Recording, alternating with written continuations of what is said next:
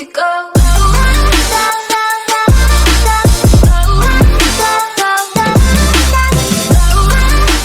Everyone, thanks for stopping by. I'm Justin, and this is Crush Fitness, where my goals are to help you fall in love with fitness and fall in love with yourself. So just to start off the video, I want to give a quick 30-second update about where I am this week. And something I'm going to start doing at the beginning of every one of my videos, just to kind of let you know where I'm going, because this channel is about me holding myself accountable just as much as it is about helping you guys. So right now this week I started off at 261 pounds. I am now at 258 as of this morning, which was for my weekly weigh-in.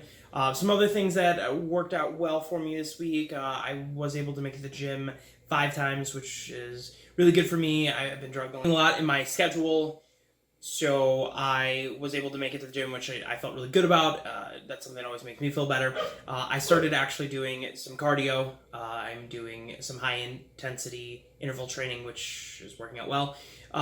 As far as food goes, I did pretty well on keto this week. I had a couple setbacks where I went to a couple different family functions and, had 1 or 2 things that I probably shouldn't have. But stayed pretty close to my carb goal for each day, and I'm pretty happy with the 3 pounds that I'm down for the week. So just kicking off what this video is going to be about. When I first started keto a year ago, there was a lot of things that would have definitely helped me through the transition and all of those other things. So I'm very excited to share with this video 5 things I wish I knew before I started keto. The first one was keto flu. It's after a couple weeks of being on keto and eating a low-carb lifestyle, you might have a couple days where you don't feel well. This typically comes with headaches, some body aches. You might feel like you're kind of like you have the flu. And really what it is your body transitioning from burning carbs as energy to burning fat as energy. It's just a different metabolism. It's just new for you. So there's some things that can help to prevent. The number one thing that you're dealing with when you are dealing with the keto flu is you lose a lot of water weight. People love low carb diets at first because you lose 5-10 pounds right away, but really a lot of what that is, you really can't lose that much weight that quickly, except for when you're losing water weight. And when you do that, you also lose a lot of electrolytes.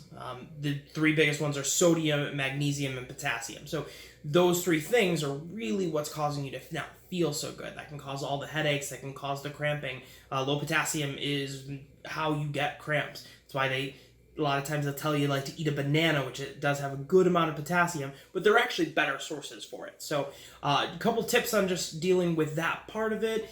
All you need to really do is supplement that. Magnesium, you can take a pill supplement for. That's a really easy way to get 100% of your magnesium for the day. As far as potassium, the pills are kind of a waste of your time. They only have 2% or 3% of the potassium you need in a day. That's really not going to make up for the fact that you're losing so much of that with the water. So the best thing that you can honestly do is lots of spinach. There's also a supplement that I take from Julian's Kitchen. It is ketone salts, but it's merged with potassium. I'll leave a link down below for that. It's something that has really helped me through it. I don't know how much the ketone salts work, but the potassium, it's like 80% of your potassium for the day, so that's something that really helped me. Also, they do have light salt. You can get that at any major grocery store. Light salt is half sodium chloride, half potassium chloride. So it has less sodium in it, but it's making up for that with potassium, so that you're kind of hitting 2 things in one. So I recommend that. It's like 10% for a teaspoon. So when you're cooking, that's something you could just swap out for. That's something I really like. And those are really the biggest things. But it normally only lasts for a couple weeks. It's not that terrible. And if you take some of the steps that I just gave you, you can really minimize most of the effects. So I wouldn't worry too much about that. Number 2. Not all fat is created equal. So when I first started out, I went to the store and I was looking up all of these things on YouTube on what I could eat and what I couldn't eat. And you'll get tons of lists of things that you can eat and things that you can't eat, right? But you have to realize that some of those things are better for you than others. So Technically, you can use soybean oil, but coconut oil is so much better for your body. Your body has a better time processing it. Same thing, avocado oil is really good for you. Even olive oil is more than fine.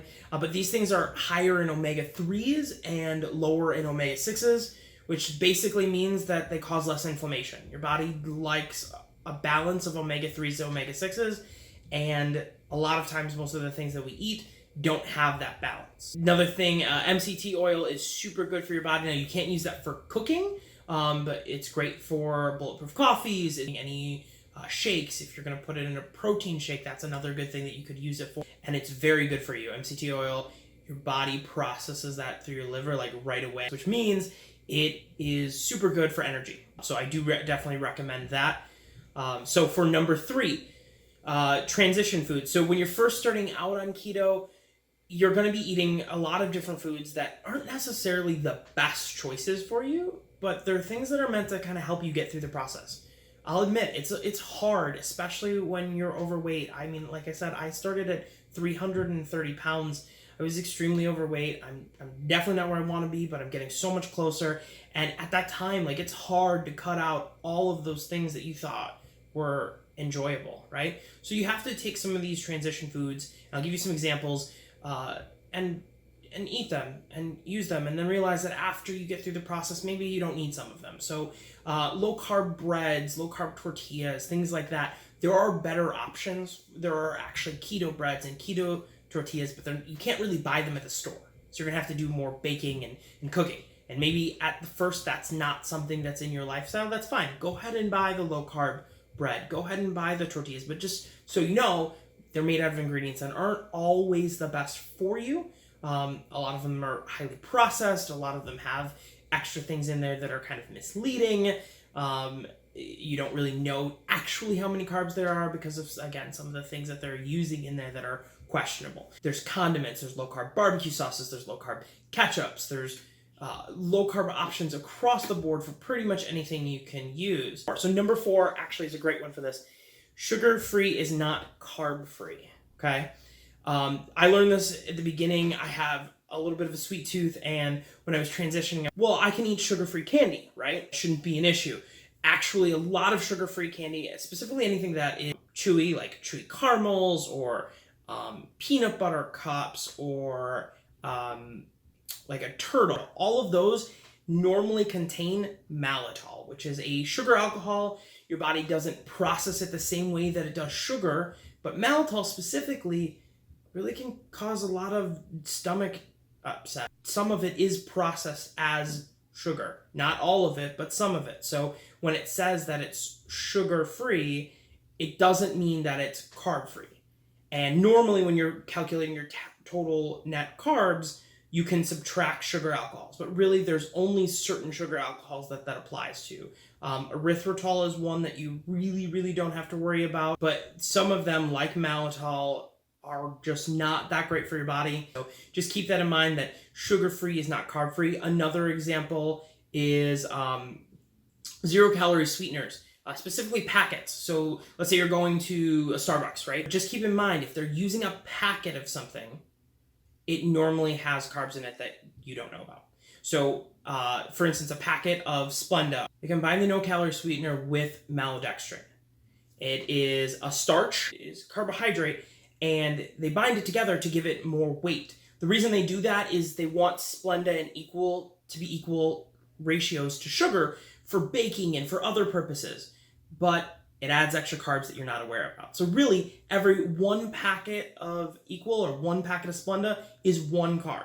So that's fine if you're going to calculate that out into your carbs, and let's say you don't have another option, you can have that 3 carbs or 4 carbs or how many ever packets you need for your coffee, but know that they are there, even though it says it's a 0-calorie sweetener. If it's 0 calorie, you're thinking it doesn't have a carb, but it does. One tip, you can use the squirt versions of Splenda and Equal. So they have like drink mixes, right? They have sweeteners as well for both Splenda and Equal. And because it's concentrated into a liquid, and that truly is 0 carb. So you can bring your own thing. I wish I knew number 5, secret and hidden carbs. So there's a lot of stuff that isn't required to tell you that there's carbs in it. The first one is medicine. So keep in mind that if you're not feeling well, the best thing that you can do is take care of yourself. So if the only option you have is to take something that has carbs in it to feel better, don't worry about your diet. But you can take steps in advance to make sure that you don't have to go off of your diet just because you're not feeling well. So keep in mind that cough medicine typically does have sugar in it. Now, you do have sugar-free options. You can't always find it at the store, so keep that in mind.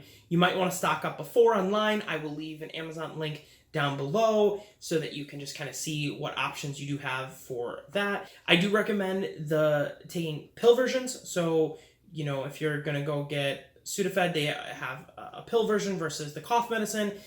Same thing with Dayquil and NyQuil. They have pill versions. And another one is cough drops. Keep that in mind. You can use your cola cough drops. They have a sugar-free option. Each serving of cough medicine has like 10 grams of sugar. Each cough drop has like 2 carbs in it. And if you can think about this in advance, then you don't have to count for those carbs. Food. Watch what brands you're buying when you're going to the store. There are certain things, and I'm eventually going to do a video where I'll do like a Walmart haul, like a Costco haul, an Aldi's haul, and just go show you a bunch of places that I typically shop at and what I buy and the brands that I buy. But just keep in mind that you do have things like hot dogs. There are certain brands that put corn syrup in the hot dog just to make it taste better. Those are carbs that you wouldn't expect. You would think a hot dog should just be meat and that's all it's going to be. But one brand, maybe 0 carb per hot dog. Another brand is 4 carbs per hot dog. So just be aware. Take a look at the labels. Reading labels when you first start a keto is awesome. That's how you're going to be able to figure out what you can and cannot eat so that you don't necessarily have to count every single day. You'll know, I eat this food and it's 2 carbs. Okay? Another thing is cheese. Shredded cheese, they add potato starch into it in order to prevent it from caking up. There are certain brands that don't do that are 0 carb per serving, and there are other brands that are 1 or 2 carbs per serving, and it's the same serving amount. Keep that in mind. I know for a fact that like the Walmart brand of cream cheese has a carb in it, or has 2 carbs in it, where Philadelphia cream cheese only has 1 carb, and it's because they add extra sugar to make it taste better. You can save yourself a carb just by picking a little bit better of a brand, right? And then the last one that I wanted to cover as far as secret and hidden carbs, I'm actually going to do another video about this. I'll go into a full in-depth video about keto and alcohol, but just to throw it out there, and things that I wish I had known beforehand was how much sugar can be in some alcohols. So really quickly, just to give you an example, Fireball. There's 11 carbs per shot of Fireball, right? And that is just all of your carbs right there. Now, always I recommend drinking responsibly, but also you want to be able to enjoy yourself on an occasion. And like I said, I'll do a whole video on alcohol so that you guys have all of that information on what's going to work well for you so that you can still enjoy occasions like other people are.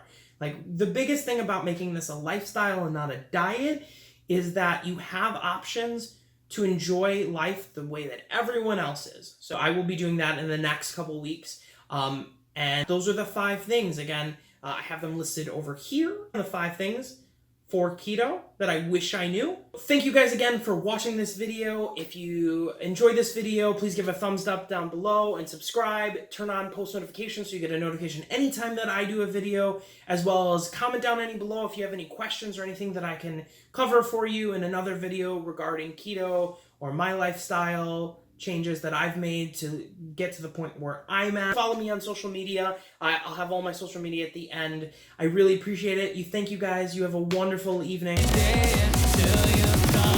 This season.